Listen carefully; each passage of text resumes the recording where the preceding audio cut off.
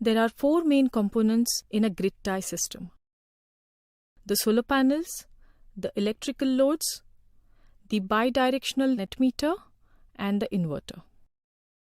In this house, the distribution panel and the inverter are mounted together on the wall. The inverter converts the DC electricity that is produced by the solar panels into AC electricity. The meter that was installed by the utility company is replaced with a bidirectional meter to measure the imported and exported electricity. Let's take a look at the flow of electricity throughout the day to see how the import and export of electricity works. It's early morning, and as soon as the sun rays hit the solar panels, the photovoltaic cells start producing electricity. The first energy bar shows how much solar energy is being produced. Somebody wakes up and turns on the lights. The second energy bar shows the amount of electricity used in the house. The solar panels are producing more electricity than the house needs. The excess energy is automatically exported to the grid. The third bar shows how much electricity is flowing in and out the grid. As the sun rises higher, the solar panels produce more energy. Around midday, the system reaches its peak production. You will be compensated for the electricity you export to the grid. The newly installed bidirectional net meter records the exported and imported electricity. The consumer is presented a bill at the end of a billing cycle. The total bill amount is the amount of imported electricity reduced by the amount of exported electricity. The result is shown in the net total display.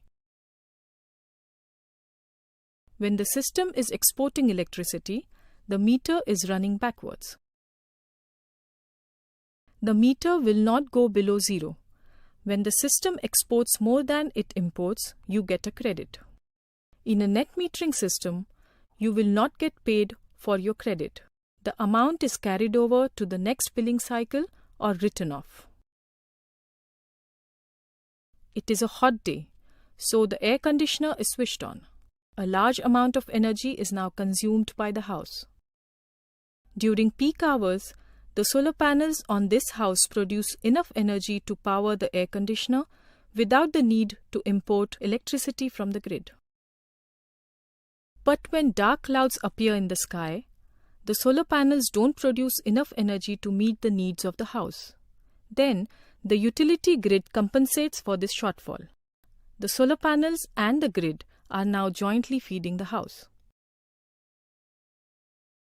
The same scenario happens in the mornings or the evenings. Whenever the solar panels don't produce enough energy, the utility grid will supply the deficit energy. During the night, the solar panels don't produce electricity. All electricity is imported from the grid. You can always rely on the grid to supply extra electricity when needed, except during a power failure. When the utility grid fails, grid tie systems will not operate, not even on solar power. This allows utility employees to fix the power line safely without worrying about solar energy systems that are still feeding electricity into the power lines. In areas with frequent power cuts, an additional battery backup system is advisable to supply energy in case of grid failure. Now let's take a look at how much you have saved during the last billing cycle. The solar panels produce 250 kilowatt-hour units of energy, of which 200 was consumed and 50 was exported. You have a saving of 250 kilowatt-hour units in the electricity bill. Every unit of energy produced by the solar panels, consumed or exported, will result in a lower electricity